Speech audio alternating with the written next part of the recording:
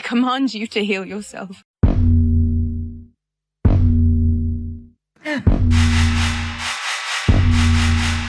Yo.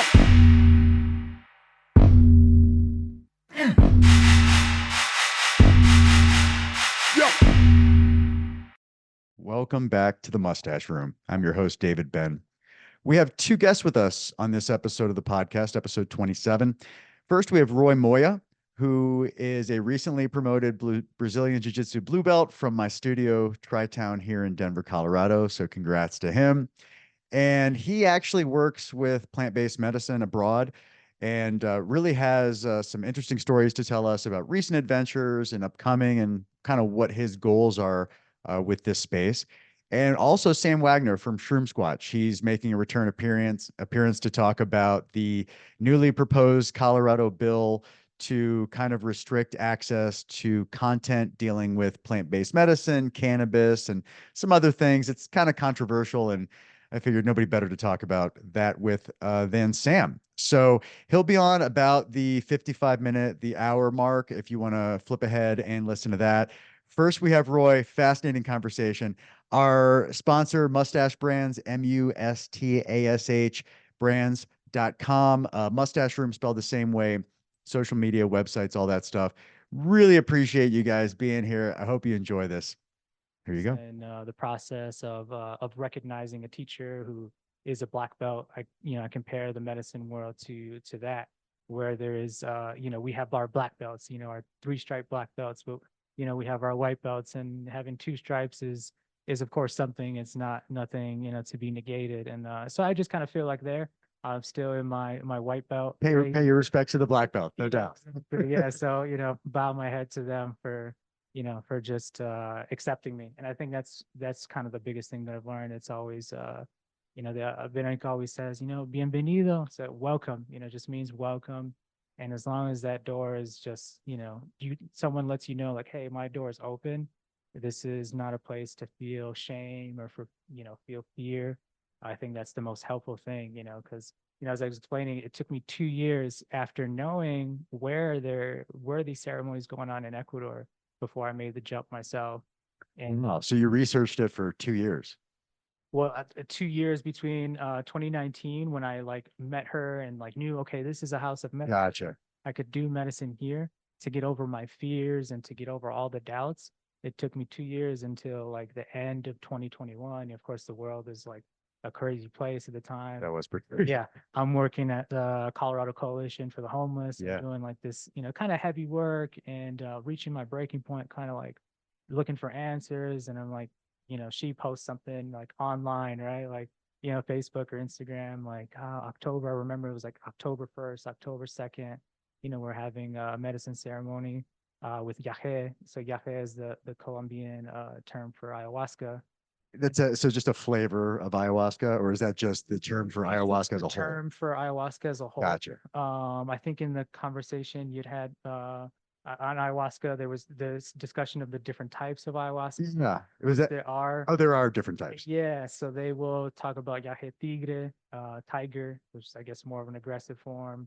Yahe cielo, which is heaven or skies. Okay. So I guess more light kind of thing. And I think I've also heard of oro, gold. And this is all based on what the ayahuasca vine looks like. So when you, because ayahuasca is the vine, when you slice it, you kind of look at it. There's some that look like really gold, So interesting. I've never seen the raw ayahuasca root. Yeah, so it's really cool. It's it's got this nice spiral pattern to it. Almost like the DNA strand. Yeah, it looks like that. But that's how they identify whether this is yahe tigre, tiger. So they have different personalities, essentially. Different personalities, and they'll tell you afterwards, oh, which one do you think that was? So you're like, oh, a really aggressive one where you felt a lot of fear and a lot of tension. Oh, that was tigre. It was more direct, and oh, it was really light and gentle, and oh, that was cielo. That was sky. That was yahe. So it's not like there's not a ghost pepper of ayahuasca. They all kind of have their own different paths. Might be. I haven't heard of that, but yeah, we're not going to have a Hot One TV show with ayahuasca. I don't think that's a good format. But speaking of it, so that tradition that I was brought in through with Bronica. They're from Colombia, and they weren't always. They don't have like this long unbroken history of ayahuasca usage. It was only in the last couple generations Oh, okay. that they adopted ayahuasca. But before that, they were using a plant called borrachero, which is like an angel's trumpet, I think in English, which is supposed to be that is the ghost pepper. Like Oh, it's so powerful, and I guess it's so unpredictable and uncontrollable that a couple generations ago they decided, okay, we're going to use yahe because yahe ayahuasca is much more predictable. We know what we're doing. what's the name of the ghost pepper again for those that are listening in case it comes across their path? Borrachero or Borrach- borrachera. It's Borrachera. an angel trumpet. So it's a tree, and like the flower, it looks like a trumpet. They grow all over the, tropical areas, but it's supposed to be really unpredictable, and you could be in a trip for days. And so, Oh boy, yeah, it's hard to plan for that. guys, so they're like, oh, we're gonna switch over to this, ayahuasca here. Very cool. So Yahe, okay. Yeah. So you fell in love with it. Do you think you fell in love with it more when you started to help other people healing? Like obviously you took an interest when you had your ceremony in Ecuador, Uh-huh. but like when you started to show other people the way and have them heal as well, did it just take your appreciation to a whole other level for the medicine? Yeah, I mean, I think it's just a natural process. For me, it's kind of like helping others because you were helped. So it's the same concept of like when you were a baby, you couldn't do anything for yourself. Your parents did, or somebody took care of you, right? And so we're kind of like this, like in this very vulnerable, almost like sometimes you actually get into the fetal position, but like feel like Right. baby. So it's just this, like you were there in your moment, when you were struggling and in this fear state. At least for me, that's what it was. And somebody helped you, someone comforted you. And so when you see someone like that in the future and you help and you comfort them, yeah, it is a deeper connection. And I think it's just paying it back, like saying thank you. Like Yeah. maybe you're not going to do it for the exact same person that did it for you, but you're giving thanks, giving appreciation by helping somebody else. Love it, man. And those of you that are watching, Russell, my little my little eater just entered the podcast room, so you may see him scurrying but no medical incidents. Just to update the audience, he has not been back to the emergency hospital since we last spoke of it. Please, Russell, we can't afford any more incidents. And he likes to, sorry about the crotch intrusion.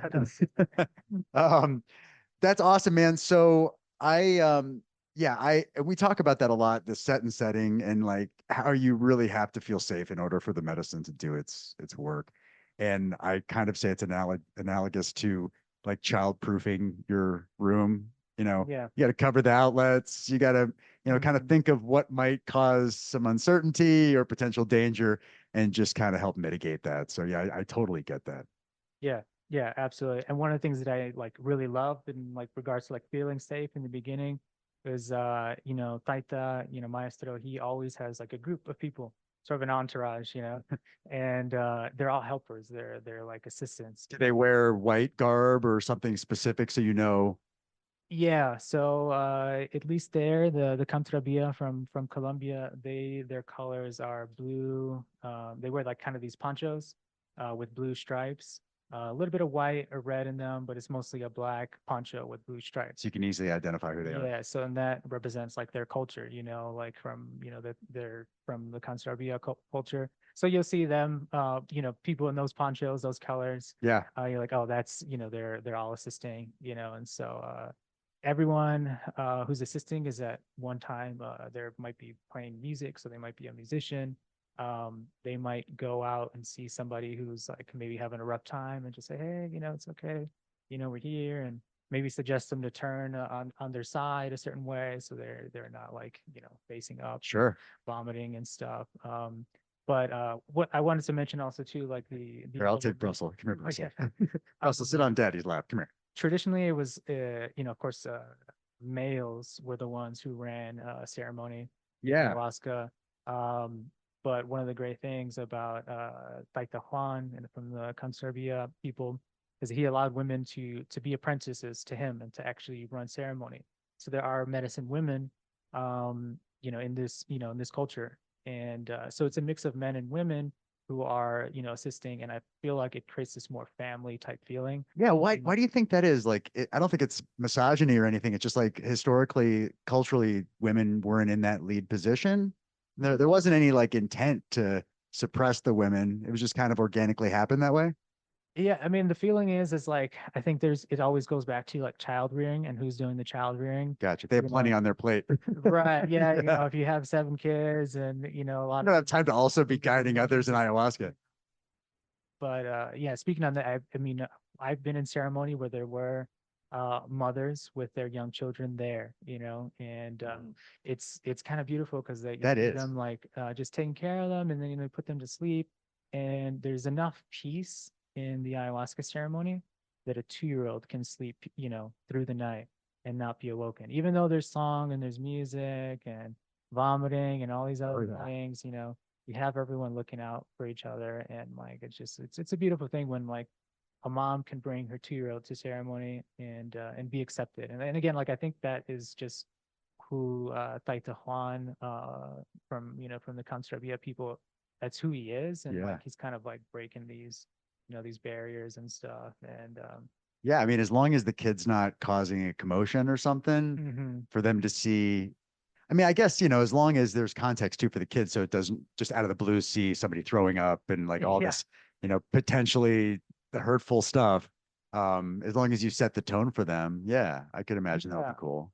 Yeah, I think the surprising thing for me was always like, they tell you like you don't need to do things in a rush, like get up and like run out and vomit.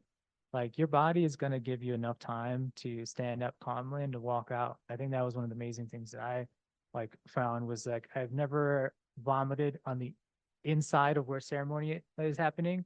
At least there, they're like, okay, we have a garden outside, so you're Just welcome to get go to back the to the earth. garden and go out there. Yeah, find yourself a plant or something. And it's also a way to give thanks for me. Like I always found the vomit to be pretty like profound and healing. That was the healing for me. And I've said before, it's not like a hangover vomit where you just want Never. to curl up and die. Like you could tell that the purge is doing something, and Yeah. it's much softer of a vomit than if Yeah. you like. I mean, because I cannot stand throwing up. It's my least favorite thing Hmm. if it comes with the hangover or the flu, or it just hurts and it's terrible. But this is not like that. No, it's not like that. No, it's much more of a relief. It's like I welcome it and I'm just like, wow, this feels so great. Yeah. And I might hold myself up on a rock and then, while vomiting on some type of flower or something, I'm just like, thank you, rock. Thank you for being here, for supporting me. Oh man. Thank you, tree, for being like my post to put my hand on. And so you just have this moment of like, wow, nature is really supporting me and I'm just giving back. And It's real life Avatar, man. yeah, It, yeah, it's awesome. kind of just feel like, whoa, the medicine's in me, like the Amazon rainforest is in me, the jungle. Literally just drank the jungle. And so it's just kind of has that funny feeling. Oh, it's so cool. Yeah. And the connectedness with nature. I mean, there's nothing like it. We talk about it in psilocybin and other medicine. It's all different, but they all have that underlying theme of just connectedness. And like you said, appreciation for the clouds and the grass and just touching it. There's something that you just can't get any other way unless you're under the influence of one of those medicines. Right. Yeah. Or I mean, there's probably other ways to do it, but it's Yeah, yeah, yeah. once you get there, you're there, Totally. you've arrived and you feel that interconnectedness, So cool. so yeah. And I think for me, you mentioned like, where's the healing? It's there. It's right in that moment of letting go, of releasing what's inside of you through the vomit, right? Yeah. You know, Oh, totally. And we didn't have there's always that fear of shitting yourself, because it can come out both ends. right, But like you said, it's not a spontaneous explosion in your pants. There's a little bit of prep time. I'm right. sure that there are Yeah. exceptions to that rule. However, yeah, we didn't have any like explosions where, Yeah. it's you'll never get that out of your head ever again in your life. Right. Yeah. Nothing like that. And I mean, yeah, there's definitely going to be some type of bowel movements Yeah. going on. Yeah, And get it out, like empty your bowels as best you can before the ceremony. exactly. Yeah. But it's meant to go in and come right back Yeah, out. I used to kind of brag about, oh, I've never gotten diarrhea from ayahuasca, Ooh, except tempting until, fate. And yeah, except until it happened, and then it was like, oh man, it was like mostly that and like a little vomit, Wow. and but yeah, it could happen to anyone, but it was always like, yeah, that control of like, okay, you feel it, get up, Yeah. take care of it, No, and it's a it's much not a big easier, deal, much more you tame. know. I did want to ask you though. So one of the cool things, and you'd been on another podcast and you talked about it, and you recently had a really cool journey to Venezuela Yeah, for one of your retreats, and you went by way of Colombia, and it was kind of a tumultuous journey for you. yeah, I don't want you to give me the totally long story yeah, because I know yeah. you've told it before, Uh-huh. but just kind of give us a rundown of how that went because it was fascinating and it sounds like it was a really positive experience. And Yeah. that just happened like last month or a couple months ago. Yeah, I went just 2 months. Yeah, just 2 months, so pretty fresh. But yeah, just as I was continuing just to travel to Ecuador and Colombia, where the Kamchatka people are, I met another traveler from Poland, and he takes these groups, Darius. Darius, yeah. Cool. He, takes them to Colombia, to different indigenous people's territories, and the whole idea is like medicine, sharing medicine, Oh yeah. and just like doing it together as a group. And one of his destinations is Venezuela with the Piaro people. And I had known about this since the moment I met him because we did a lot of talking and getting to know each other and stuff. And so I knew that every so often he goes there.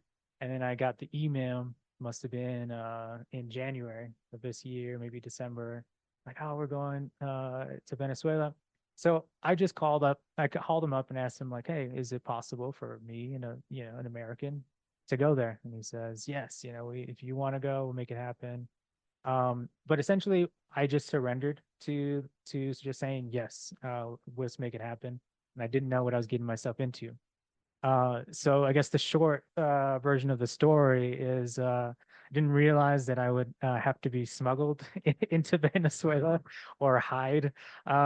Essentially, it's hiding in plain sight. So But they, Venezuela, I mean, people know that it's a kind of a shaky territory politically and a lot of other stuff. So a lot going on. yeah, But they really took advantage of my skin color. It definitely was an advantage. props to the brown skin. Yeah, yeah, exactly. And they're like, you know what? All you got to do is pretend to be a Venezuelan, and you're good. So that's kind of the short version. Is like I went into Venezuela disguised as a Venezuelan. I was pretending to work with a boat crew as I was like, helping tourists that I was part of. I was part of their group, but I just started, pretending like I was not with their group. I was a Venezuelan just working on the boat, moving some luggage around, and it was just like this whole just distraction because they're a huge group. And Yeah. Now on in the group, were there like white guys like me, or was it all people that looked like they were from Venezuela? no, so these are people from Poland, mostly from Poland. There was one girl from London with of Indian descent, Okay. and then I believe one girl from Slovenia. Um, Shout out to Luka Doncic yeah, and Melania. yeah, but all very much, white looking people. Yeah. Okay. But Venezuela has no issue with Poland. Okay. Good. So, their visas are good. So Nice. yeah, there wasn't many people that, in that group that looked like Venezuelan or, Okay. Latino, Hispanic. They looked, like white people. like white Nice. Nice. people. They couldn't be part of the boat crew. Like they had to they had to be Right. part of the It tourism was very, crew. very clearly these are our tourists right Yeah. here, and I was kind of like, oh, okay, I'm not with them. Yeah. Yeah, let me hand me this bag over here. But yeah, so and there was just there were stops, moments of like where I had to wait and just be patient. Yeah. So I just had to have a lot of trust and try to like not even have any like concept of fear in order to be successful because I could kind of see moments of like if I would have freaked out, I could have wandered off and just gotten lost in Venezuela. But I stayed patient and just trusted, and eventually, people came back and found me where they left me. And Darius and the other people that were kind of running it, they were familiar with the landscape, so it wasn't foreign to everybody. So Darius had taken, Americans in the past. He said he had taken up to a dozen in the past before. Okay.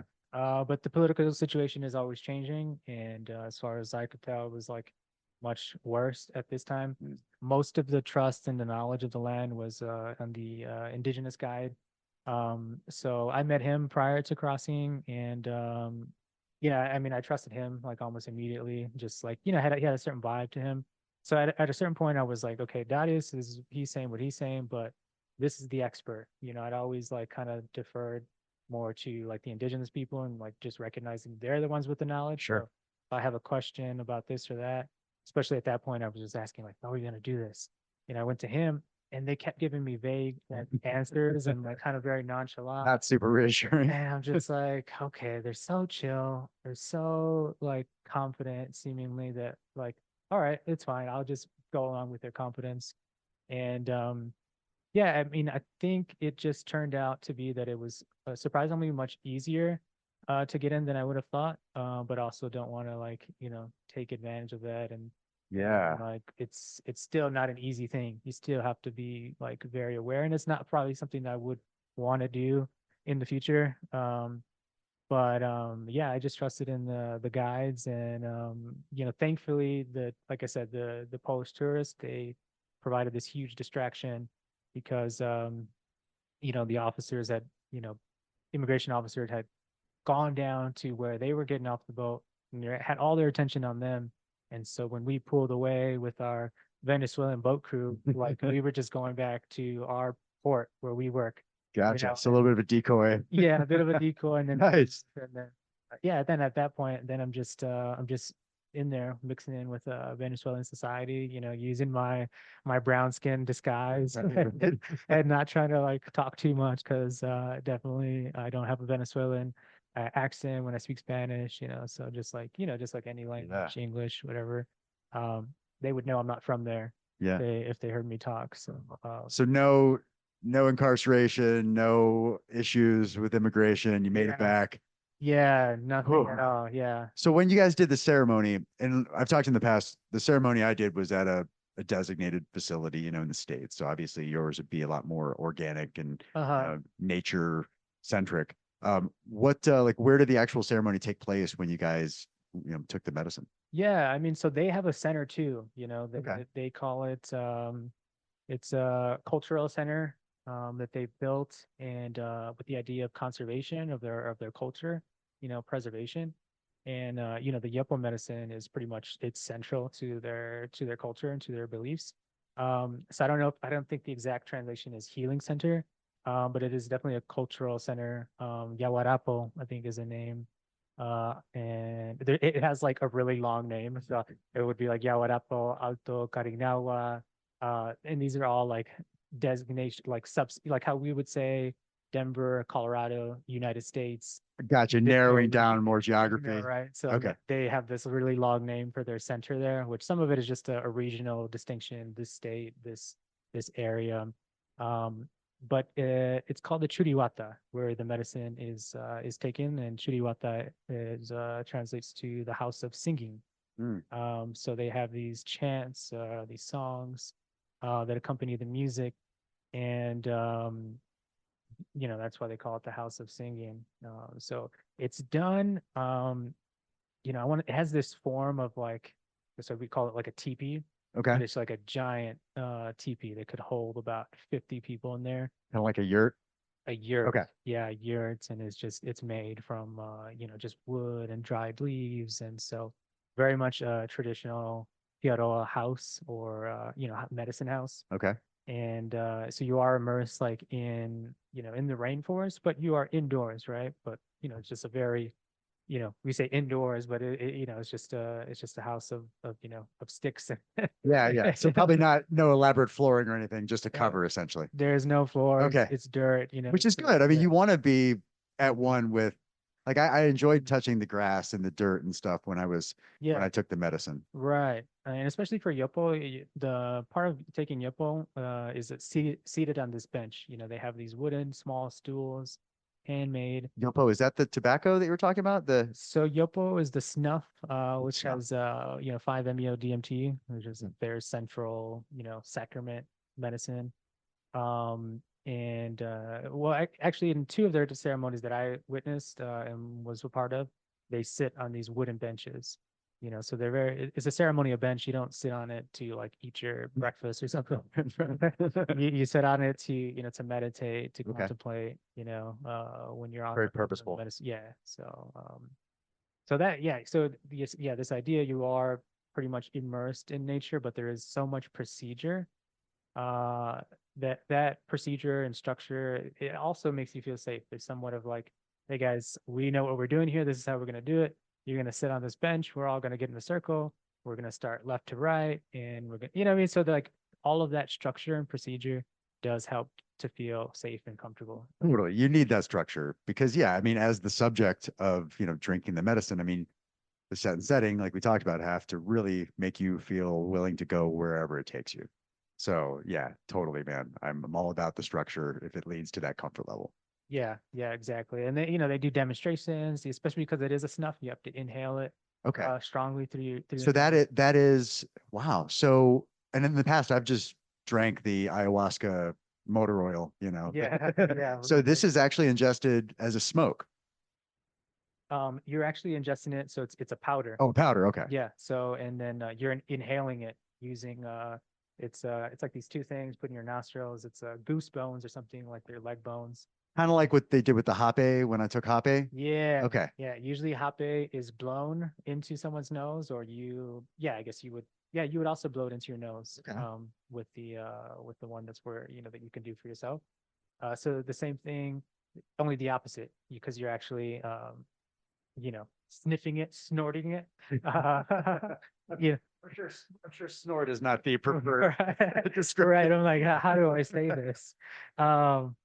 But yeah, no, I've said it before. Like, yeah, just think of like a really massive bump, if you will, of this powder, that's been prepared, and they say take it without fear, because you really, in order to get the effect, you want to like inhale it, as much as you can. Yeah. So yeah, you have to really you should be fearless, because the more hesitance you're gonna have, you're gonna waste the medicine. You're gonna like halfway have it, in your nasal passage, and it's not gonna give you the effect it would have been if you would have Is just. it Russell? Go away, Russell. Hey, go away. Mhm. He still wants to be on this podcast. Anyways, so yeah, so with the onset, does it delay the same amount with the ingestion through the powder as the same way it would through like ingesting it as a liquid? Like, is the onset the same? No, it's much more rapid. Oh, okay. Yeah, so when you snort it, it's you'll feel the effects in about 5 minutes. Okay. Yeah, so it's your turn. You go up, take it off the plate, inhale it, bring it into you, and you go sit down. Yeah, within a few minutes, you have this tingling sensation in your body. For me, it's extremely physical. You just as ayahuasca's physical as well, but I think in a different way. And this is a different type of DMT that's in ayahuasca. This is the 5-MeO. Yeah, right. Okay. So Yopo is 5-MeO, Okay. DMT, and From the toad. it's similar to the toad, Okay. but this actually comes from there's a Yopo tree that's coming from Mm. the seeds of the tree. So this is just another interesting topic of how nature has a way of producing these same chemicals, whether it be in a toad or in the seed of a tree, I didn't know it comes from a tree. That's awesome. or DMT and ayahuasca, and so for whatever reason, nature continually is producing these chemicals, and us as humans, especially indigenous cultures, are always finding ways to use it, consume it. So that is, it's definitely just one of those things. So that onset 5 minutes and does it last like the same as a traditional DMT, like 15 minutes or so? It's a little bit more prolonged because you're actually chewing copy, which is the ayahuasca vine, Okay. and you're chewing that. They say, well, like, oh, chew it 3 times, but you're chewing it over like an hour, hour and a half. And so because copy is the part of ayahuasca which has the MAOI, Mm. it's preventing your body from metabolizing the DMT. So even though it's snorted, it still lasts about an hour and a half to 2 hours. Interesting. I would say the peak is at about an hour, but after about an hour and a half, it's fading away. But it definitely lasts longer than just like your 15, 30 minute, straight DMT. but not quite as long as ayahuasca. Um, but even still, like it could feel like an eternity, Sure. especially as you do like more rounds, I guess you'd say, like, oh, round two, here we go. Which happened, like my second night in ceremony was like, okay, we're gonna open it up for another, if people want to have more, we can have more. And I was Like a booster or just a whole other session in itself? just a whole other full dosage, Wow. and probably even more than the first. And at that point, that's when it just resembled just full on, just strong ayahuasca, long lasting. That one lasted for hours. Yeah. So Hours. for those of us that are familiar with the DMT and an ayahuasca experience, is is it akin to the ayahuasca experience, like in the visuals and stuff? Like, how would you say it differs from traditional ayahuasca in terms of like, obviously the length is different, the way it's consumed, but in terms of the experience itself, any distinct differences? Yeah, I mean there are distinct differences, especially in the first like 30 minutes. You really when you're doing it in this position of like this seated position, you're holding As opposed to lying down? yeah, you're holding your head in your hands. And this is actually for a reason because of this medicine, you will lose your balance like very easily. Mhm. You will fall over. So I would say this like idea of stillness, and that might just be a cultural thing of the Piaroa, that they do it in like stillness. They want you to be like in this meditative type stance where you're not doing too much moving. Gotcha.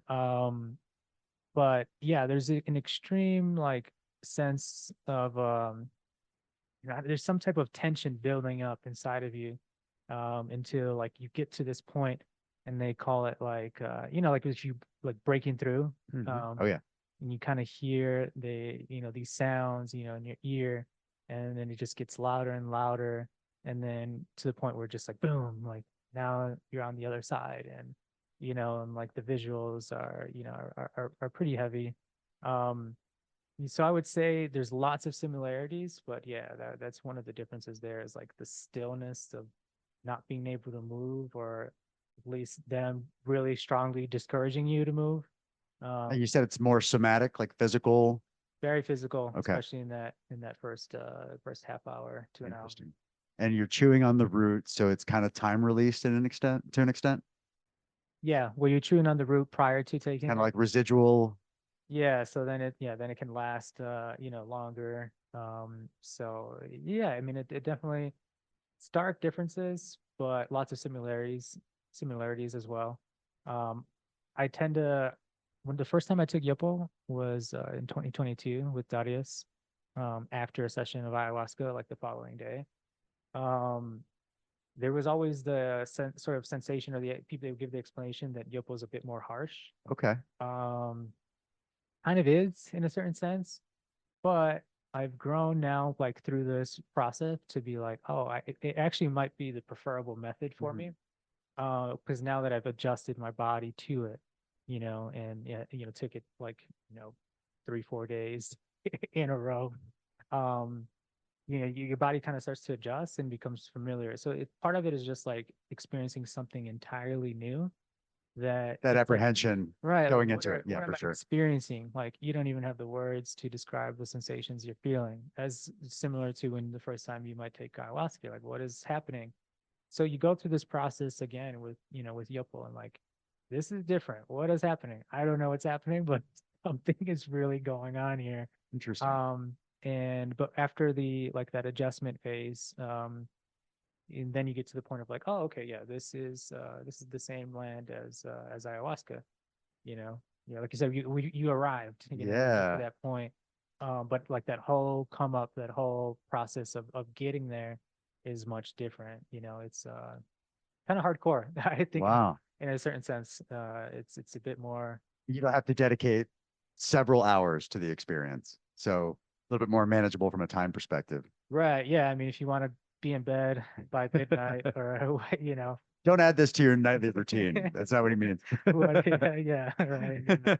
Um, That's but cool. yeah, I mean, there were people in New York and the New York sessions that I had down with Darius in the past who who would wake up and they would go to work the next day, 6 a.m. Like, oh yeah, I'm going to work.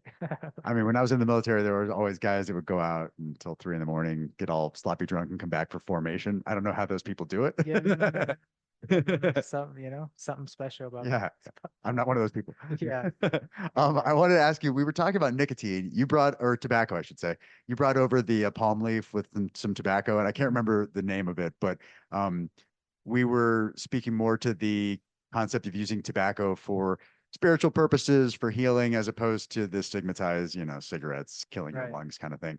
Um, First of all, what is that called again? And can you elaborate on that? Because I think it's Yeah. really fascinating. Yeah, definitely. So, in Spanish, it's called tabaco rezada. To rezar means to pray. So it means it's tobacco that's been prayed over. And then you're like, oh, is this like the kosher? Like pretty much Like deli meat, yeah. yeah, it tells me. And yeah, it's really just, it's just like that, taking tobacco or anything really and praying over it, kind of blessing it and giving thanks to it, giving it some type of power. And then once you have the difference with tobacco resada and other things that you might pray over is that once you have tobacco resada, blessed tobacco, now this tobacco can be used to purify and bless other items. So then it becomes one of the main tools that they use to bless other medicines and Interesting. to bless even people or cleanse people, spaces. And so it's almost like their wand, Like we do like auger plate transfers and stuff. It's Mhm. once it's started to colonize, you can just kind of colonize other things from it. I Exactly. love it. And that was the reason why I have the one that we, smoked was half burnt. And so Nice. they keep them like that. You keep the half burnt one. And if you're running out, you can create new tobacco resada, new blessed tobacco by simply, lighting the old one and blowing the smoke over the other ones. And so yeah.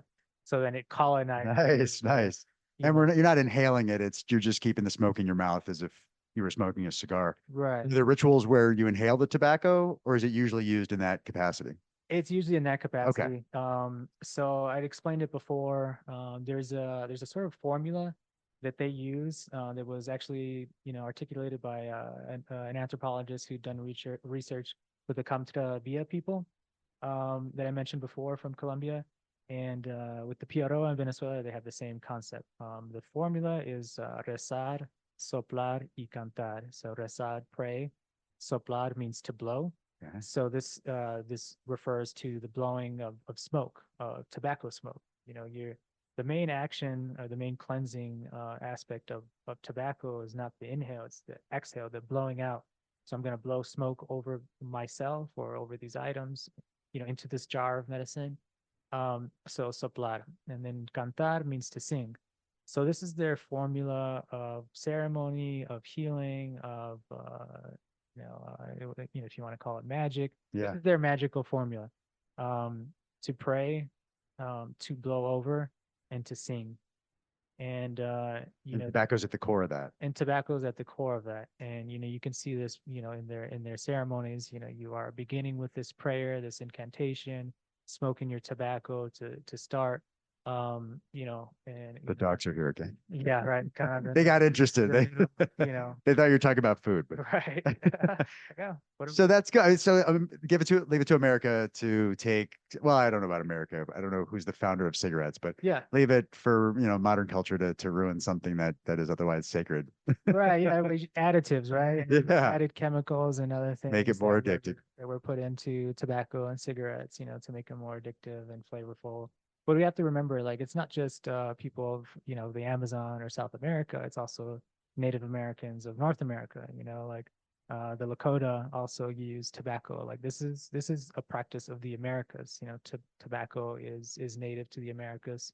And I mean, I don't want to, like, somebody gonna correct me, like, no, not all native peoples, but I want to say all native peoples of the Americas use tobacco in this way. So this is like, it's not unique to the Amazon or Gotcha. South Okay. America. This is a practice of the Americas that tobacco is a sacred a plant. And so yeah, naturally the foreigners coming in from Europe uh would have seen the natives smoking this tobacco and been interested and found a way, okay, well, how can we how can we make this better? How can we, commercialize this, make a buck off Oh of yeah, totally.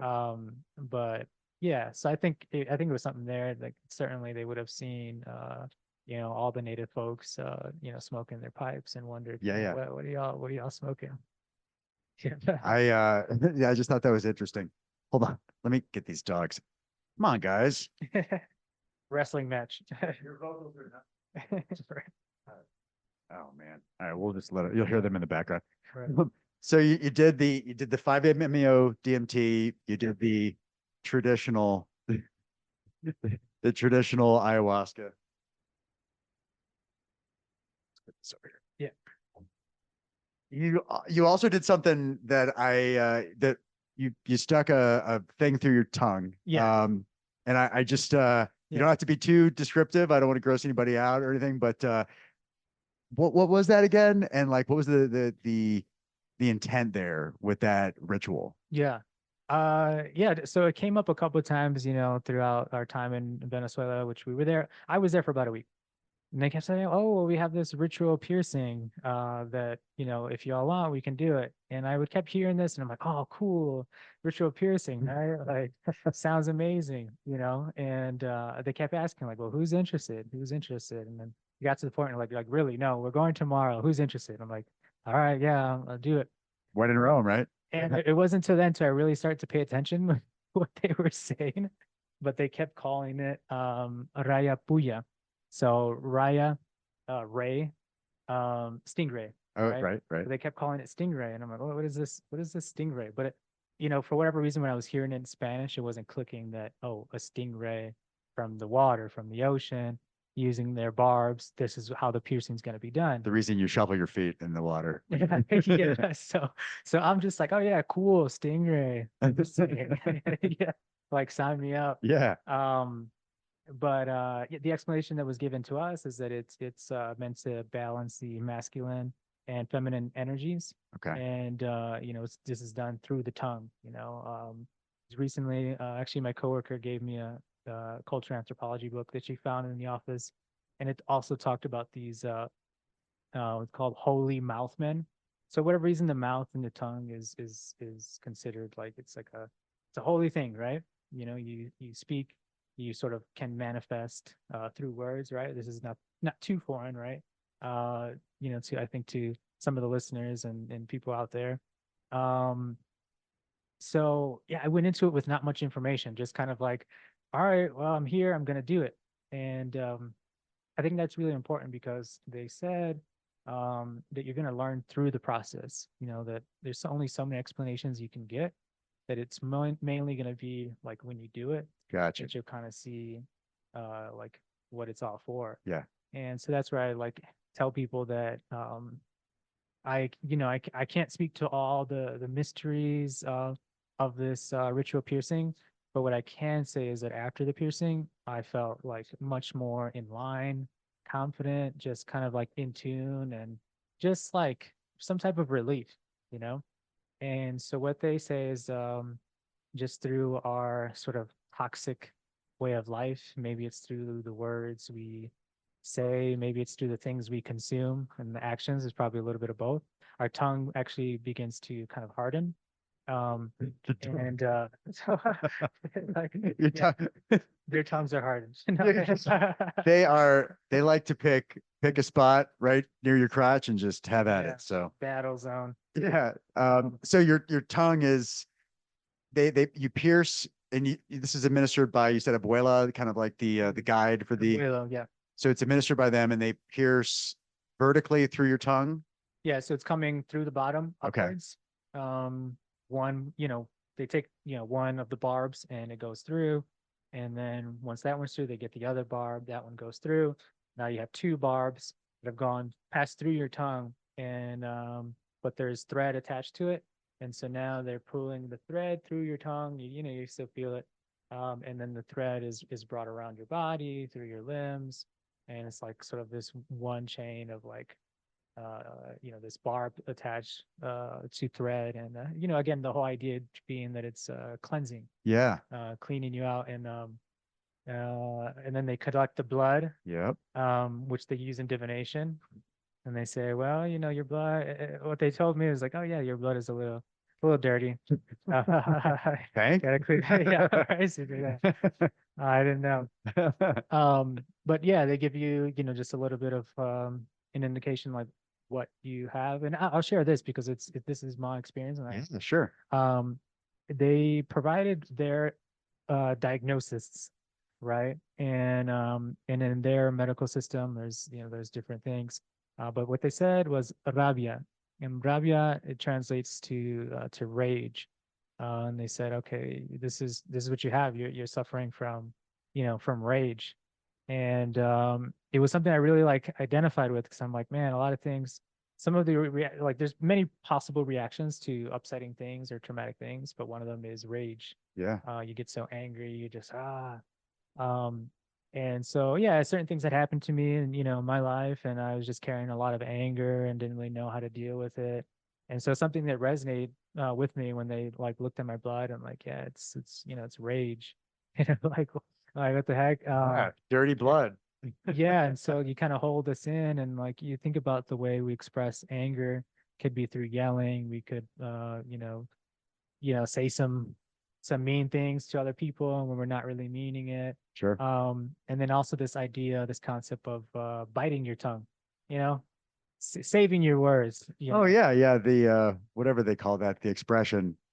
Right. Yeah. So that was kind of the advice they gave me, like, oh, watch your tongue, clean your tongue literally, but also watch your words. And and they had asked them like in our talking circles, we had talking circles after ceremony. They asked Abuelo about this, and he elaborated it and said, this thing of the tongue, this piercing of the tongue, it's not meant for you to start abusing people, but it is meant for you to feel empowered and to begin to defend, yourself. So I guess it's just a concept of speaking up, express yourself, be authentic. A lot of times we hold our tongue when we should really speak, and sometimes we're speaking when we should really just Gotcha. not speak. Yeah, So makes sense. it's kind of supposed to help with that, like identifying like when are the moments you need to share, when are the moments you're like, don't even speak on it, That makes perfect sense. Um, And you said afterwards that you kind of felt some positivity from it, right? oh, I felt great. Yeah, I just felt so like free. I was like, just it was like an anxiety, that had left, this tension that just released, and I just, I just, felt great. It's awesome. Um, and I just had two holes in my tongue. But they healed. You don't have They two heal. gaping holes in your tongue right now. They heal almost instantaneously, or like Okay. within a matter of days, and they're like, yeah, no sugar, no salt, nothing like that.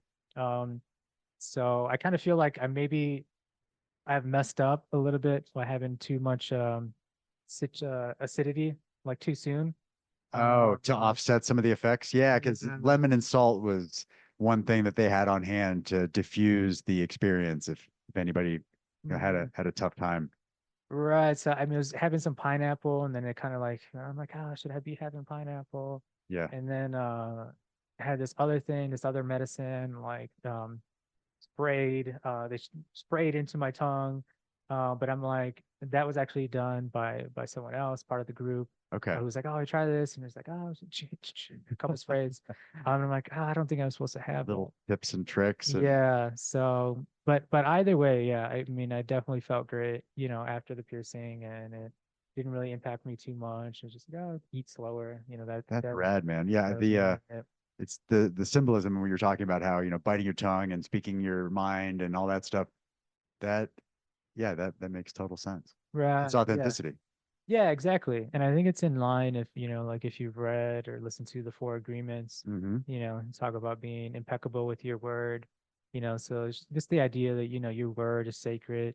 And it's like the idea of like, well, the opposite of that is like, oh, you're just talking shit, Right. Yeah. like, Nobody likes that guy. it's like, Unless you're trying to hype up a fight. There's no real reason to talk so shit. it's just like the simplicity of don't talk shit, Yeah. like your tongue is not for that, so. I dude, so this is not your full-time gig yet. I mean, at some point I would imagine you'd love to make this your full-time thing, being able Yeah. to help people and take people abroad and stuff. What what's upcoming for you? Like what's we talked a little bit about it before the podcast, but like what are your next steps? Like what's your roadmap look like with this Yeah, side hustle? for sure. Right now, I mean, my focus is just really on like collaboration, especially with, with the indigenous people and with the people who helped me and brought me in. So the next trip is in June, back to Ecuador, near Otavalo, in the Imbabura province where my friend Veronica is at. So that was the first medicine house that I Oh, went and right, right. had ayahuasca in. And so a lot of these things are like just really concrete, like material plans, but that is the necessity, right? We live in the material world. So Sure. if I want to have people come over, we have to have the space for it. So in this case, Veronica's wanting to expand her medicine house, make it bigger, a bit larger. Right now, her ceremonies like frequently have 30 people or more Okay. per night, Fridays and Saturdays. And the interest is just growing. Like she's got her base increasing, so she wants to expand it, Yeah. maybe be able to have 40, 50 people Good for her. for, a night. And so part of the trip is just going out there and kind of just volunteering, whether it's my physical labor, getting wood, materials, helping things, just basic stuff like that. Maybe planting some trees. It could be a lemon tree, whatever, a medicine tree. Yeah. It's literally just getting involved. That's the next one. For me in June, like I feel like, it's not that like I owe her, but it's also like again just giving thanks and I saying, mean, there's got to be gratitude yeah, for her introducing you to yeah, the like world. I appreciate it. Thank you so much, and for welcoming me, into your home. This is also her house, not just a medicine house. Yeah. She lives there and hosts people and hosts ceremony. So it's just like, man, I want to see this grow. I want, if this could be open to me, then I know it can be open to others to, so essentially me helping her expand her medicine house I love is it. just opening the door for like, hopefully in the future, like I said, my dad will be going with me, but hopefully it'll be, friends or other people, even strangers I've never met. Like that's definitely a safe place for people who want to experience ayahuasca for the first time. Yeah, it's cool how people that take this medicine or this variety of medicine immediately want to be part of the process. You know, you immediately want to like help the next ceremony or help somebody through a tough time while they're under the knife or, in the medicine. And so I get it, man. Like, yeah, it's immediately you become selfless. Right. It just instills that almost automatically, Yeah, yeah. which is amazing. Yeah, exactly. It's family, right? Like Right. how is family supposed to be? It's like, just helping each other out and collaborating, cooperating and all sorts of things like that. So if people are looking, and I don't know, what your intake process looks like or, how you determine who you're going to work with, but if people are listening and they want to maybe work with you or explore the stuff that you're doing, do you have like a public website or how do people go about finding this sort of healing? Yeah, I was thinking about starting a website. I didn't quite get around to it. But for now, I would like kind of just refer people to look up like Casa Jaguar. How do Uh, you spell that? So Casa, Casa, Jaguar, so Jaguar. Okay. So house, house. So you'll notice in the ayahuasca circles, the jaguar is a big symbol. It's Sure. considered like jaguar medicine, and I think I've seen it a few yeah, times. we could talk about that, the symbology of that. But yeah, Casa Jaguar, Okay. Jaguar House, that is Veronica's medicine house Awesome. in northern Ecuador. So I would kind of, yeah, just like you can find her on Facebook under Casa Jaguar. You can find her on Instagram, Casa Jaguar. And you can kind of see what she's doing. And she's got the formula down, right? Like she's offering more than just ayahuasca ceremony. She does temazcal, which is the sort of the hot sauna, I guess Mm, so to speak. This practice from Mexico, you get inside the yurt or the teepee, and sure. it's like hot sauna, Sweat lodge. sweat lodge. Yeah. There you go. Nice. It's looking for. So you can find her there, and yeah, if you are interested in talking more about it, people can definitely reach out to me via email or on Hit, Instagram. hit the podcast up and I'll make Yeah, sure I engage Roy. yeah, for sure. We can link, all those things too. But yeah, like I said, if I always encourage people to do their own research. That was the thing that got me like more involved, is just like do your own research, and if whatever authenticity means to you, like people can define it on their own terms. To me, I think there's lots of things that are authentic that others don't think so. But in any case, yeah, the two, I'll mention the two people that, when I say people, I'm referring to, um, for lack of a better term, a tribe, Okay. a pueblo. Um, the two peoples that I've had connections with through medicine have been the Kamtra Bia people. So that would be spelled Kamenca, Bia, Biya. And those are people from the Sibundoy Valley of Colombia. Okay. Interesting fact, throw that out there. There's only 5,000 native speakers of their language No shit. today. And they are, medicine people of Yahe, of Ayahuasca. And yeah, that is where Veronica has apprenticed and is apprenticing. And for me, my most recent experience was with the Piaroa, Piaroa, and they're along the Orinoco River, Colombia, Venezuela, and their medicine is yopo. And so I right now I'm mainly just deferring to those people, right? Yeah, good. Yeah. Because I'm in my journey of learning, and I mean, they've already got the framework, so. right. And so for me, what it is just assisting them in their projects, and through that I'll learn. That's the natural process. So just getting involved, as you said, is Love going it, to man. be my way to be like, all right, well, for anyone else interested, it's work, right? We have this concept of just like sometimes in the West of like, oh, just throw money at something and anything is possible. But I think more than money, sometimes they just need just a hand, right? Quite It's simply. medicine, Yeah. but yeah, taking medicine frivolously or without reading the instructions, that's Yeah. irresponsible. So this is your reading of the instructions, doing your homework, making sure you have trusted parties involved, vetting out the resource, all that stuff. Yeah, I yeah, think for that's great. sure. Yeah. So anyone wants to volunteer, let me know. I'll be the volunteer coordinator. There you go. That's fantastic. That's all it is at this point. Well, Roy, we'll have to have you back on to learn more about how your experience goes here in your next trip. And I know everybody listening's wants to hear about your progress in jiu-jitsu as well. So we'll have to follow up on that. I really appreciate you spending time with me, man. It's been fascinating listening to your journeys, and I just love your whole mindset about the whole thing. Yeah, I appreciate it, man. It was such an honor to do this. I'm Ah, just always so happy to share, and just glad to connect with others, who have, similar experiences, maybe similar thoughts. And yeah, I think, you and I would just keep it growing, keep the jujitsu going, and, no doubt, man. the mycology, the medicine, everything. So appreciate it. Thank you so much, Roy. Thank Hey, I you. hope you enjoyed that conversation with Roy. Now, as promised, here's Sam Wagner from Shroom Squatch. So it piqued my curiosity, and so I looked into this SB24-158 Colorado bill, and it definitely raised my brow. And so we were talking, and I figured we just record a podcast to talk about it, since you're very much in the know, and I'm sure everybody in Colorado that has any interest whatsoever in entheogens or cannabis would at least want to know how this pans out. Yeah.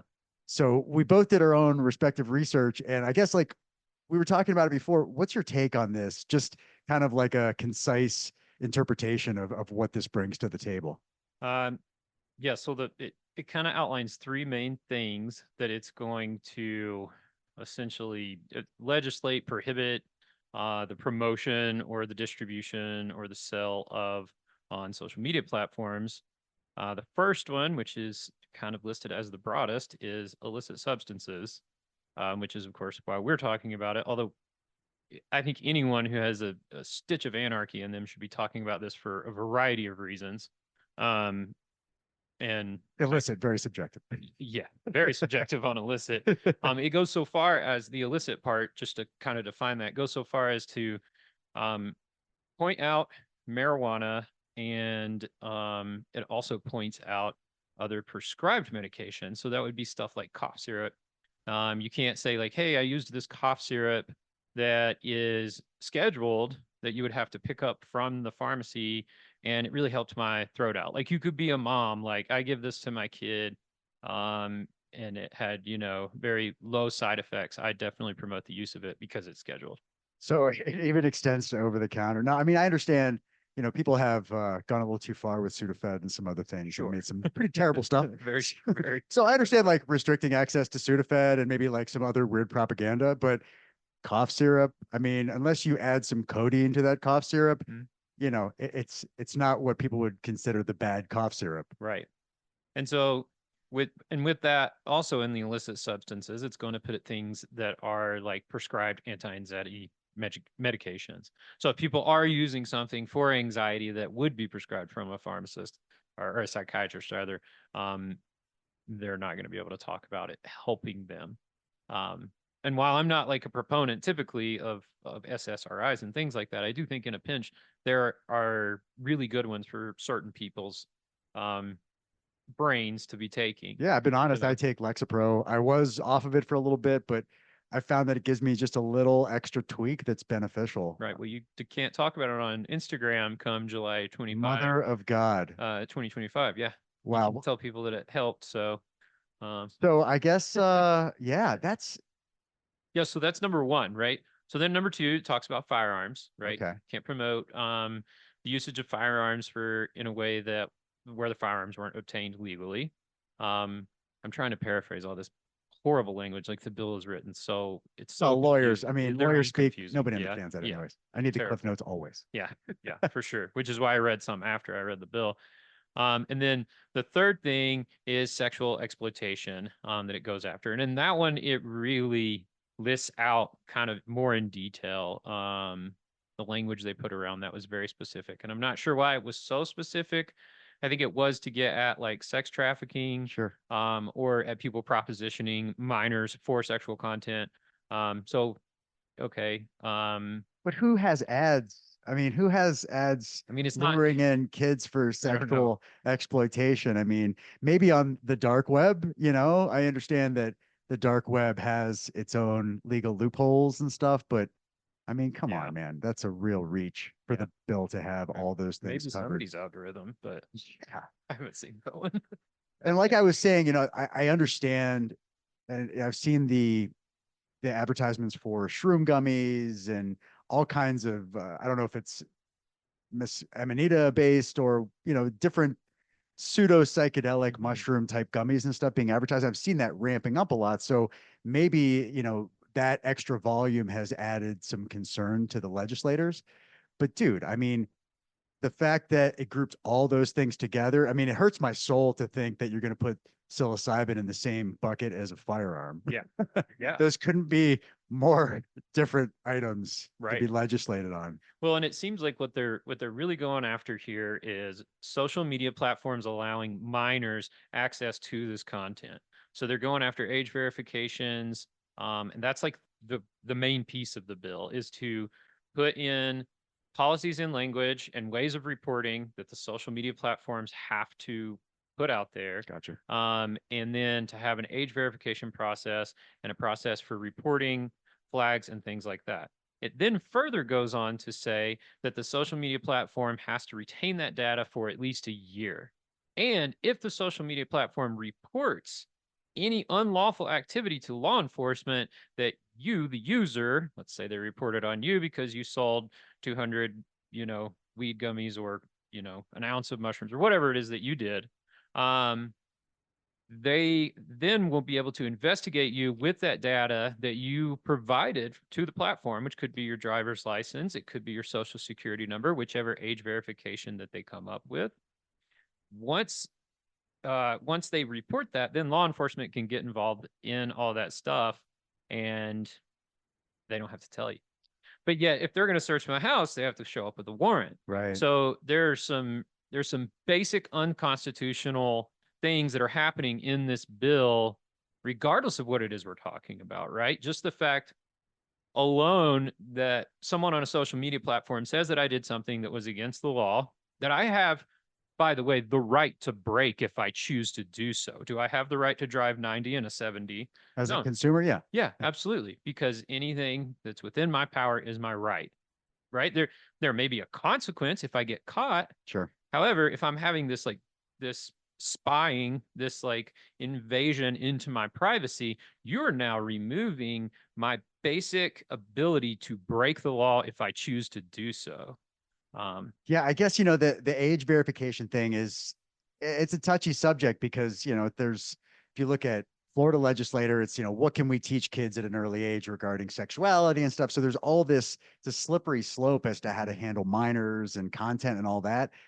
But I mean, you just cannot group together firearms, sexual exploitation with entheogens, cannabis, things that are, I mean, Umbo is a big, we talked about Umbo in the last podcast. Yeah. They have these wholesome medicinal mushroom supplements, not psychoactive, none of that stuff, but they would still fall under this umbrella because those are medicinal mushrooms, in that spectrum. So why shouldn't minors have access to just unharmful, like beneficial medicinal mushrooms? Yeah. I don't know why this is such a large reaching policy or large reaching bill. I don't either. There's obviously some ulterior motives in it. Yeah. We talked a little bit about this before we started. I think this is just a perpetuation of the war on drugs. And in that way. And then I also think that this is a surveillance campaign in some other ways, and it's just not being explicitly said. And they're using kids as the way to prop this bill up and saying, look, we're here to protect your children.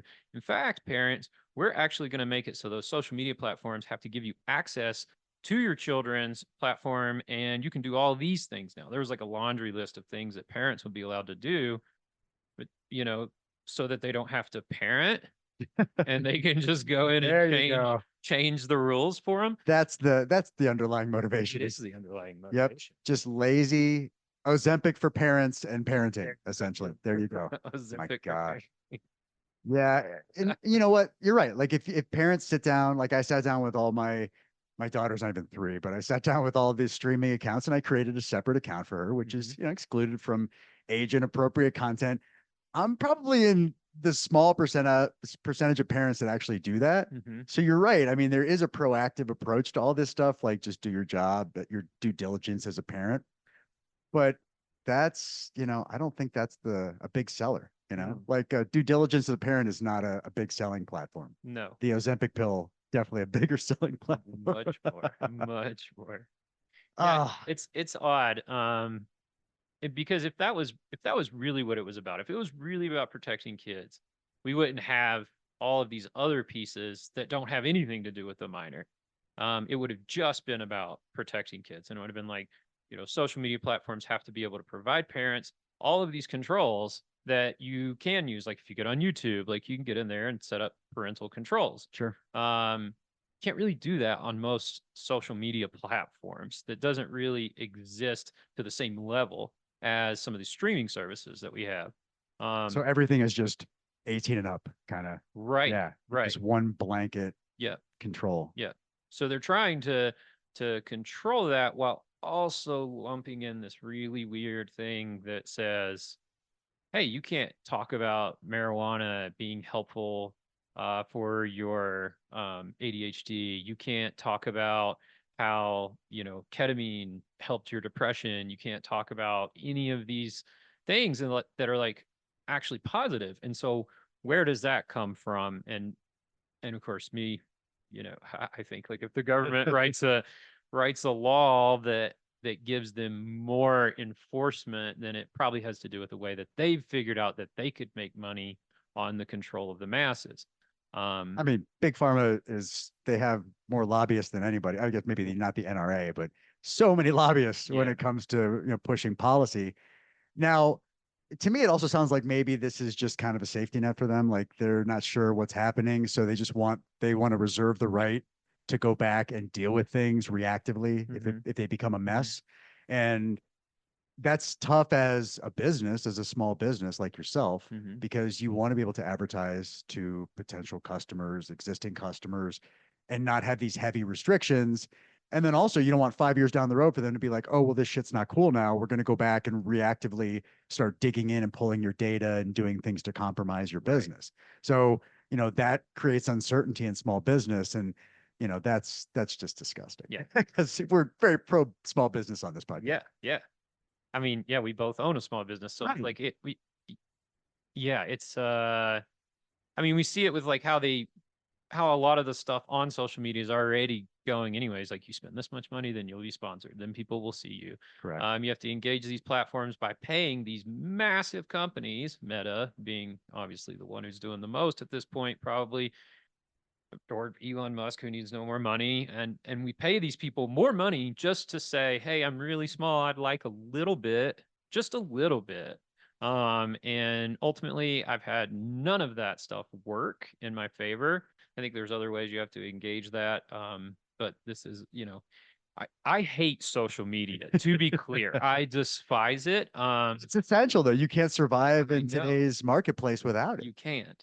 And it's the one thing, if I could eliminate from my business entirely and still be fine and just continue operating, like I've jokingly said to my wife numerous times, if I could just get people to buy enough cordyceps for me to never go on social media again, I'd be off in a second. All right, if anybody's listening and needs 100 tons or however many cordyceps that would be, Well, come buy cordyceps and we will be done with all this. But I mean, the second that they tell me I'm gonna have to verify my age and provide documentation, I will be gone and I'll have to figure out another way to do it. I mean, yeah, it would.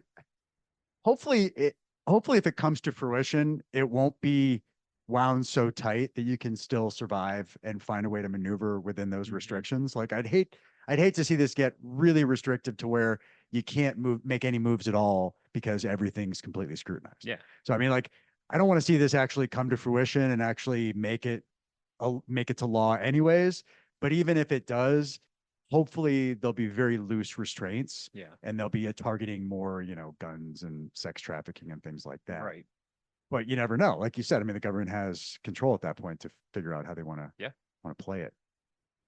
Well, they keep trying to figure out ways to legislate what we do with our own bodies. And I mean, it goes, if you're pro life out there, we'll talk about that on another. Not on that side.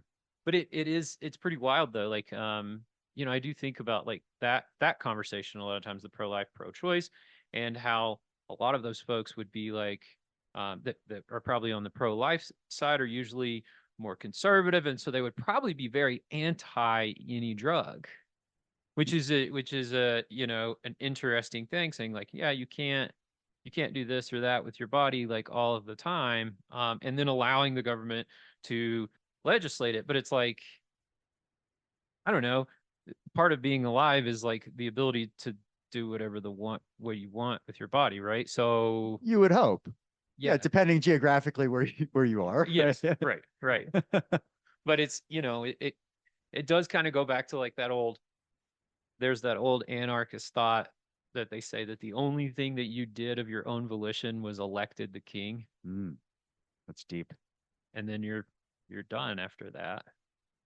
So you can't elect the king. And to be honest with you, in Colorado, like Governor Polis, I like Governor Polis to an extent. I mean, I could be way worse. Yeah. So not that he's our king, but like we did a good job vetting out a decent governor for Colorado, and we still get shit like this. So it doesn't even have to be, it could be more than just the king involved. Yeah. I was looking at this as well, and it at first, and this is what we touched on when we were talking on the side, it looks like it's really targeting cannabis. Like it looks like it's heavy, full bore into cannabis. Right. And these other things are kind of like little sidebars, but still fall under that umbrella. Yeah. And people are just scared shitless of cannabis. I mean, like, even in Florida, my sister, she has friends with medical cards. She lives in Sarasota and stuff. And it's still really hard, like, for people to get cannabis in Florida. The medical card's not super readily available. I mean, maybe I'm not talking to the right people, but they're petrified of weed in Florida. So I mean, I understand why there's widespread, concern if people don't have the right information, but Colorado should be last on that list for wanting to sound the alarm for cannabis. we sold weed license plates.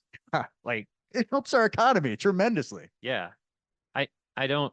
It is interesting. I think they're using it as like the poster child. Like, this is the example. We're gonna make an example of the firstborn right now. The gateway drug. Yeah, and Even though, I mean, you know, sugar, the sugar's biblical, gateway drug.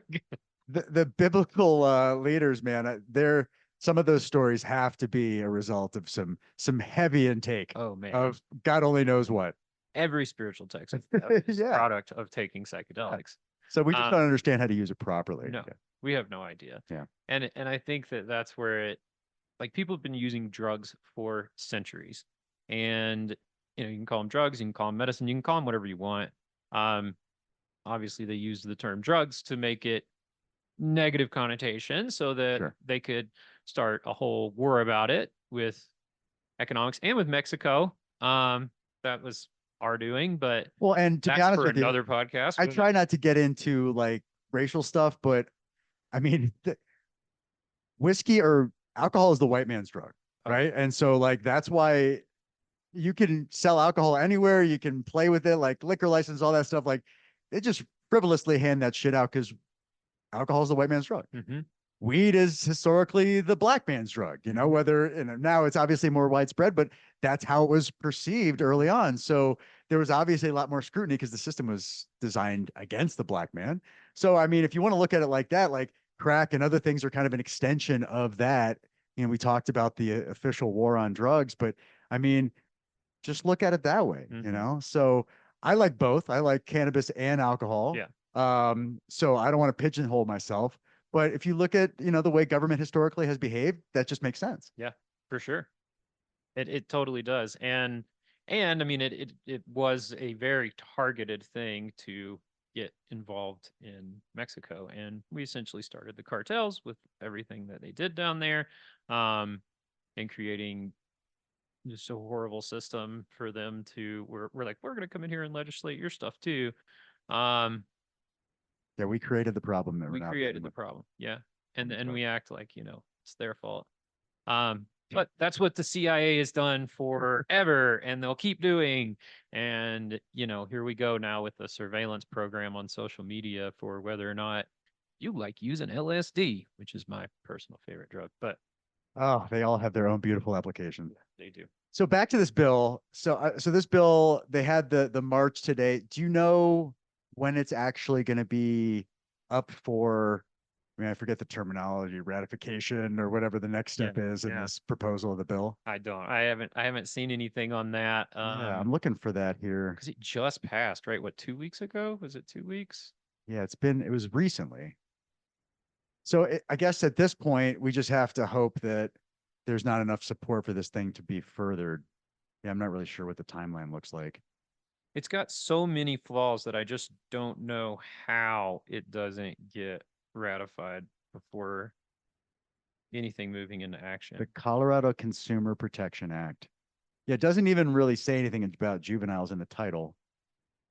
No, but then that's what it leans in really hard to is age verification. So if you're listening to this podcast and you have a small business or you're involved in social media and doing business in Colorado and you kind of might be affected by this, do your due diligence. Go online. It's SB24-158, Colorado Consumer Protection Act.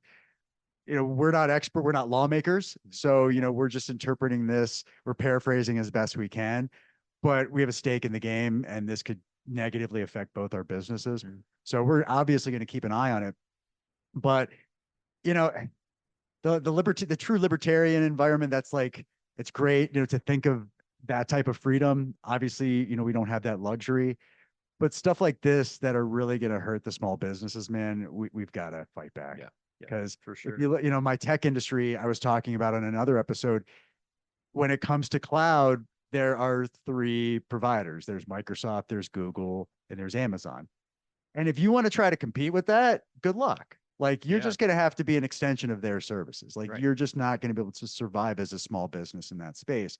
And I don't want to see this come to that as well. You know, I don't want to see Eli Lilly and Merck and Pfizer as the only three options for getting any sort of medicine, because that would be extremely problematic. Yeah. So the tech space, all right, cool, whatever. That's a totally different animal. But you know, this hopefully will not make it to that point. Yeah. Small businesses have to survive in this space. Yeah. I think the nice part too is like to think about like as far as like like cloud stuff, like sure, there's nothing you can do about ever putting stuff there or using it outside of kind of just what already exists. At least with a lot of this stuff, you can cultivate this at home. And obviously that's a big part of what we both talked about. Absolutely. And so you can't cultivate all of it. Sure, not everyone's going to be able to like go make ketamine at their house Or grow peyote, 15 years of Yeah, cultivation right, for exactly. peyote. For little tiny cactus. So there are some things that are going to be very difficult, but there at least there is that, and I think that may be one of the reasons that we're seeing the government involvement a little bit more is because they're realizing like, okay, there are a lot of small businesses who figured out how to like make it in this space.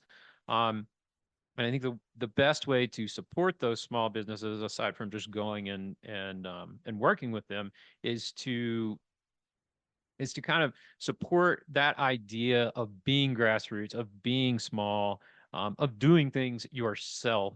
Because that ultimately helps the small business out. Like if you can go buy the stuff to plant lettuce from your local garden center instead of ordering those seeds on Amazon, like that's a big deal. You might not look at it that way, but you can support your small business and still be a DIYer. And these are the spaces where we can live outside of the tech world still, is my point.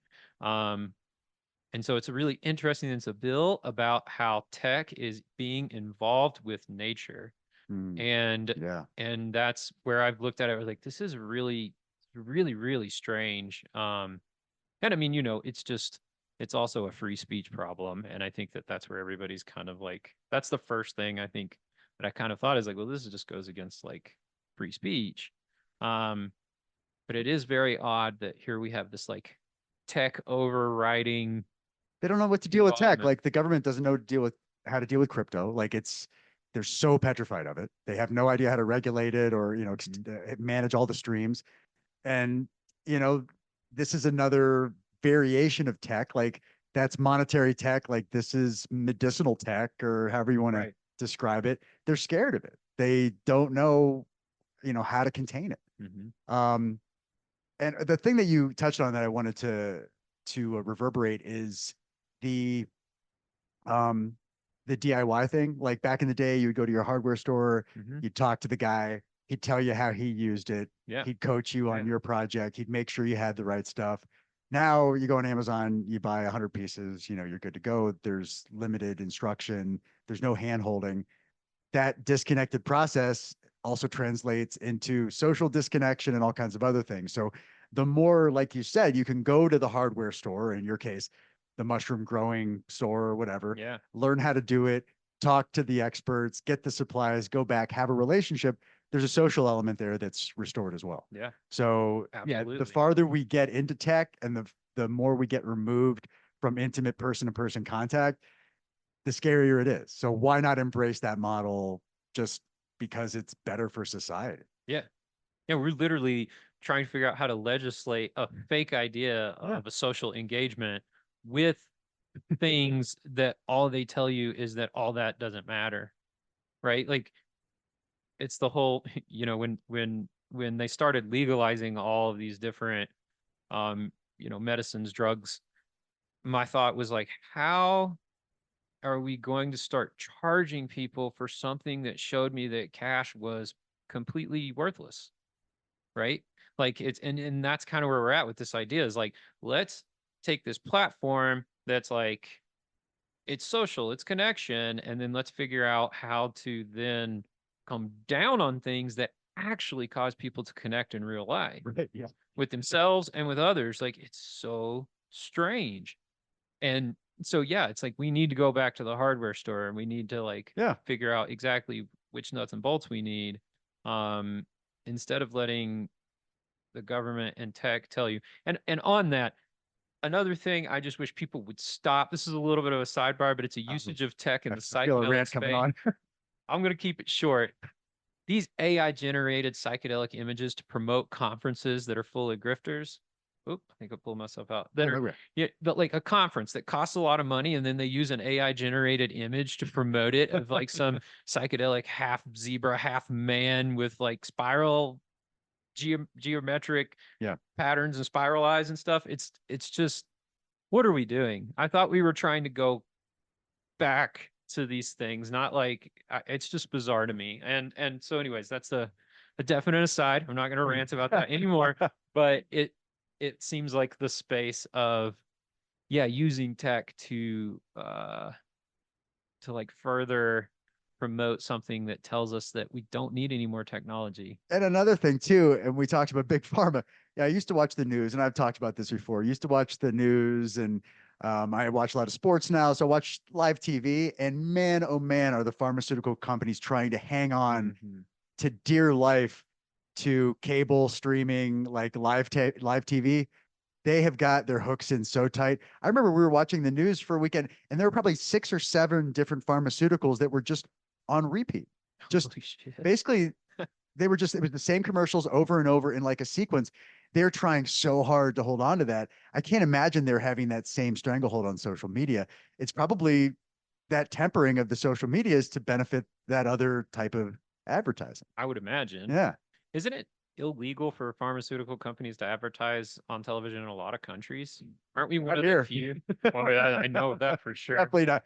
It should be. I mean, like, there's no, I've never, how could you autonomously decide to take a medication? Like, it's pretty much in your provider's hands. And if you go to him with a question, he or she should have already got you there. Like, if you have to ask about it to your provider, it's too freaking late. Like, you have the wrong provider. So for you to Absolutely. autonomously be like, I should be taking blah, blah, blah, Resulty or whatever the fuck you're taking these days, you should not be the one with that idea. The TV should not have instilled that in you. That Yep. should be your provider taking care of you. So the system is just unraveling before our eyes. Yeah, well, and the system, like, short story on that. When I was case managing in foster care, I had a foster, not my foster kid, but one of the kids on my caseload. Um, she was transitioning medications. And so she went to see her psychiatrist, who I actually liked quite a bit. Usually I did not like the psychiatrist. Therapist, often very much liked, but the psychiatrist and I usually did butted heads really hard. I really liked this lady because she was genuine. And what she told my 14-year-old client was, since you're shifting medications, I'm going to give you something that's not going to work because the insurance company says I have to prescribe it to you for 2 weeks. Then you are going to need to write down that it didn't work and you had this and that side effect. And then I'm going to give you something that will work after that 2-week time. But because you've already quit taking the other medication, you didn't titrate off of it properly, just don't take anything, and don't take this one that I'm going to give you that is not going to work. Just to cross up a We couple had to boxes with cross the insurance. box because they were paying Yeah. that. And this is a small mom and pop, like, not mom and pop, but a small therapy center where I was doing foster care. Like, this wasn't like a state funded, like federally funded, like, this is a private provider who took people who were coming through a private provider that worked for the state. So it's like they weren't like a big corporation at all. And she was like, we still have to take their money. And just think of What all are we the gonna everything that goes into creating that placebo or whatever that middle drug was, like just wasting everybody's time, wasting all our money. Yep. Wow. It Yeah, was insane. psychiatrists, I mean, they're really there just to prescribe the drugs, So I guess they're fulfilling their core duties by prescribing the drugs. That's right. And that's why I liked this lady, because she was at least going to be honest about why she had to Yeah. prescribe this drug that didn't work. Oh, yeah, I saw some show and Insane. this girl showed up. I forget what the name of the show was. She showed up and she's like, here's your weed or whatever. And she's like, thank you. Somebody's like, thank you, drug dealer. She's like, I prefer pharmacists. And she was like, so do they.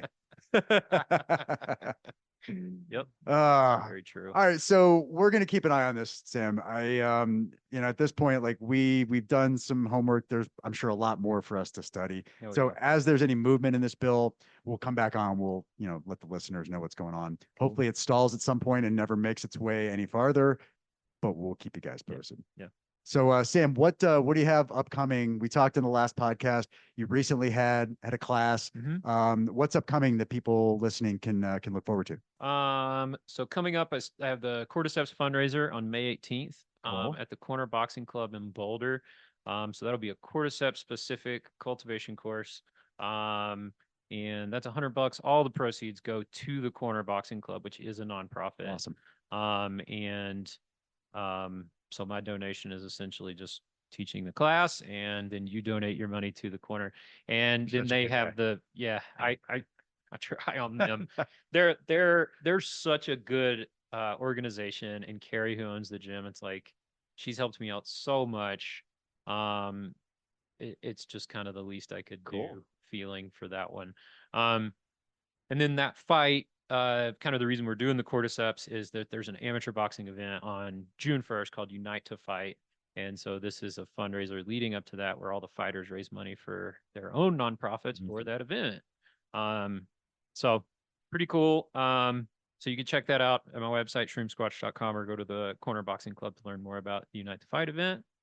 And I'll be at SciCon in Vegas, not this weekend, but next. Sweet. So that's whatever, May 9th and 10th. And I'm speaking there on cultivation. Yeah. So that'll be fun. And yeah, that's kind of it for now. My next cultivation course that's more like geared towards culinary and therapeutic mushrooms will be at the beginning of June. I don't have the date set. It'll even be like the 8th or the 15th. Great. And that'll also be at the corner. So when you get the dates, we'll throw it on the podcast. cool. I really appreciate you stopping by and sharing your understanding of this bill with us and chatting again. Yeah. We'll have to continue this conversation For sure. again soon. That was a fun one. All right, man. Yeah. Thank you very much. Cheers. Thank you, everyone. Bye.